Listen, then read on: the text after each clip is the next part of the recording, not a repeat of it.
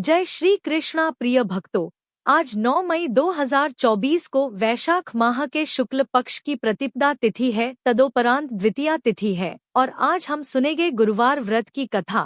प्राचीन काल की बात है, एक नगर में बड़ा व्यापारी रहता था जो दूसरे देशों में जहाजों के जरिए माल लदवाकर भेजा करता था। व्यापारी बहुत धन कमाता था और दिल खोलकर दान भी करता था, लेकिन उसकी पत्नी कंजूस थी। वह ऐसी थी कि किसी को एक दमड़ी भी न दे। एक बार वो व्यापारी व्यापार करने के लिए दूसरे देश गया था। उसके जाने के बाद बृहस्पतिदेव ने साधुवेश में उसकी पत्नी से भिक्षा मांगी। दान पुण्य से तंग आ चुकी व्यापारी की पत्नी ने बृहस्पतिदेव से कहा कि हे साधु महाराज, मैं इस दान पुण्य से परेशान हो चुकी हूँ।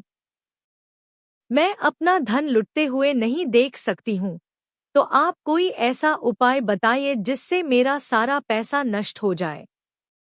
बृहस्पतिदेव ने व्यापारी की पत्नी से कहा कि हे देवी, अपनी संतान और धन से कौन परेशान होता है।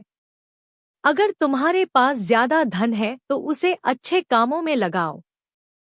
कुंवारी कन्याओं का विवाह, विद्यालय और बाग बगीचों का निर्माण जैसे कार्य भी कराए जा सकते हैं। अगर तुम ऐसा करती हो तो तुम्हारे लिए लोक परलोक सार्थक हो सकते हैं। साधु ने जो कुछ भी कहा उससे व्यापारी की पत्नी को कोई खुशी नहीं हुई। उस महिला ने कहा कि ऐसे धन की मुझे कोई जरूरत नहीं है जिसे मैं दान दूं। इस पर बृहस्पतिदेव ने कहा कि अगर तुम यही चाहती हो तो तुम एक उपाय कर सकती हो। 7 बृहस्पतिवार तक घर को गोबर से पोतना, अपने बालों को पीली मिट्टी से धोना, केशों को धोते समय नहाना, व्यापारी से हजामत बनवाने को कहना, मांस मदिरा खाना। इस तरह तुम्हारा सारा धन नष्ट हो जाएगा। जैसा जैसा बृहस्पति देव ने कहा था, व्यापारी की पत्नी ने ठीक वैसा ही किया। 3 गुरुवार ही निकले थे अभी कि उसकी सारी धन संपत्ति नष्ट हो गई। यही नहीं, व्यापारी की पत्नी की मृत्यु भी हो गई। जब व्यापारी विदेश से वापस आया तो उसने स्थिति देखी, अपनी पुत्री को सांत्वना दी और उसे लेकर दूसरे नगर चला गया। उसे नया काम शुरू किया। वह जंगल से लकड़ी काटकर लाकर उसे शहर में बेचता था। इसी तरह उसका जीवन व्यतीत होने लगा। एक दिन व्यापारी की बेटी ने दही खाने की मांग की, लेकिन व्यापारी के पास इतने भी पैसे नहीं थे कि वो दही खरीद पाए। उसने अपनी बेटी को आश्वासन दिया और काम पर चला गया। वह एक वृक्ष के नीचे बैठ गया और अपने पुराने दिनों को याद करने लगा।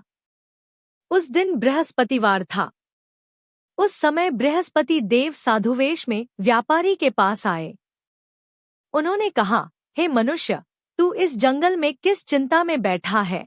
तब व्यापारी ने साधु को अपनी आप बीती सुनाते हुए कहा कि हे महाराज, आप सब कुछ जानते हैं। इतना कहकर व्यापारी रो पड़ा। इस पर बृहस्पति देव ने बोला, तुम्हारी पत्नी ने बृहस्पति देव का अपमान किया था, इसी के चलते तुम्हारा यह हाल है। लेकिन तुम चिंता न करो।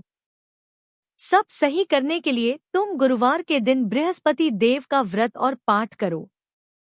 साथ ही 2 पैसे के चने और गुड़ लेकर जल के लोटे में शक्कर डाल लेना। वह अमृत और प्रसाद अपने परिजनों में बांट देना। साथ ही उन्हें भी देना जो कथा सुन रहे हों। खुद भी प्रसाद और चरणामृत ग्रहण करना। तुम्हारा कल्याण जरूर होगा। साधु की बात सुनकर व्यापारी बोला कि मेरे पास इतना पैसा भी नहीं है कि अपनी बेटी को दही लाकर दे सकूं। इस पर साधु ने कहा कि जो लकड़ियां शहर में बेचते हो, अब से तुम्हें उसके 4 गुने दाम मिलेंगे, जिससे तुम्हारा हर काम बन जाएगा। हर दिन की तरह उसने लकड़ियां काटी और शहर चला गया बेचने। अच्छे दाम मिलने के बाद उसने अपनी पुत्री के लिए दही ली और गुरुवार की कथा के लिए चना गुड़ लिया और कथा करने लगा। इसके बाद लोगों में प्रसाद बांटा और लोगों में भी वितरित किया। उसकी सभी परेशानियां दूर होने लगी, लेकिन वो अगले गुरुवार कथा करना भूल गया। उसके अगले दिन वहां के राजा ने एक यज्ञ आयोजित किया। इसमें उसने पूरे नगर के लोगों को अपने महल में खाने पर बुलाया। व्यापारी व उसकी पुत्री कुछ देरी से पहुंचे, फिर भी उन्हें राजा के महल में भोजन कराया गया। इसी बीच रानी ने देखा कि उसका एक हार था जो खूंटी पर टंगा था, जो गायब था। रानी को व्यापारी और उसकी पुत्री पर शक हुआ। राजा ने आज्ञा दी कि दोनों को कारावास में बंद कर दिया जाए। वो दोनों बहुत परेशान थे। इस परेशानी की स्थिति में उसने बृहस्पति देव को याद किया। तब बृहस्पति देव वहां आए और कहा कि यह उसकी भूल का आभास कराने के लिए था। बृहस्पति देव ने सलाह दी कि गुरुवार को तुम्हें यहाँ 2 पैसे मिलेंगे, इससे चना और गुड़ मंगवाना। फिर बृहस्पति देव का स्मरण कर पूजन करना, तुम्हारी सारी परेशानी दूर हो जाएगी। जैसा बृहस्पति देव ने कहा था, व्यापारी को कारावास के द्वार पर 2 पैसे मिले। सड़क पर मौजूद एक औरत के जरिए उसने चना और गुड़ा मंगवाया, लेकिन उस औरत के पास समय नहीं था क्योंकि वो अपनी बहू के लिए गहने लेने जा रही थी। फिर कुछ समय बाद एक और स्त्री आई। व्यापारी ने उससे कहा कि मुझे बृहस्पतिवार की कथा करनी है, 2 पैसे का गुड़चना लाकर दे दो। बृहस्पति देव की कथा के बारे में सुनकर उसने कहा कि मैं तुम्हें लाकर दे दूंगी। मेरा एक ही बेटा था जिसकी मृत्यु हो गई है, मैं उसके लिए कफन लेने जा रही थी, लेकिन पहले मैं तुम्हारा काम करूंगी। उसने व्यापारी को चना और गुड़ लाकर दे दिया, खुद भी वहां बैठकर कथा सुनी। जैसे ही कथा खत्म हुई वो कफन लेने के लिए चली गई। कफन लेकर जैसे ही वो घर पहुंची तो उसने देखा कि उसके बेटे को श्मशान ले जाने की तैयारी कर रहे थे। उसने कहा कि एक बार उसे अपने बेटे को देख लेने दो। उसने अपने बेटे की शक्ल आखिरी बार देखी और उसके मुंह में प्रसाद और चरणामृत डाल दिया।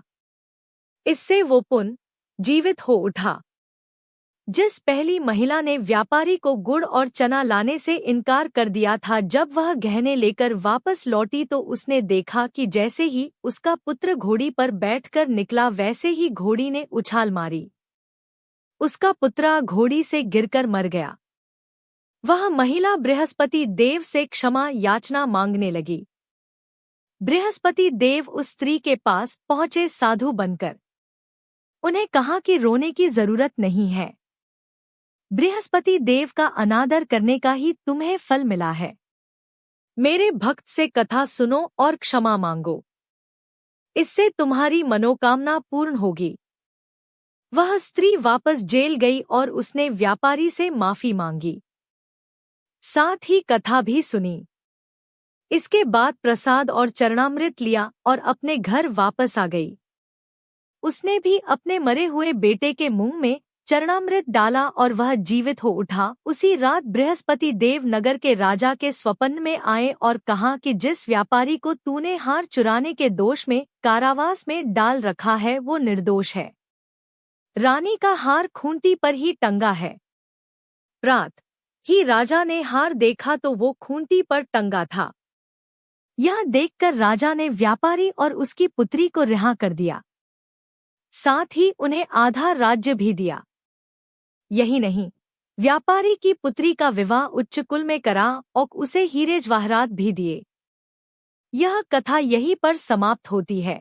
अगर आपको यह कथा पसंद आई हो तो कमेंट बॉक्स में जय श्री कृष्णा लिखकर हमारे चैनल को सब्सक्राइब करके वीडियो को लाइक और शेयर जरूर करें।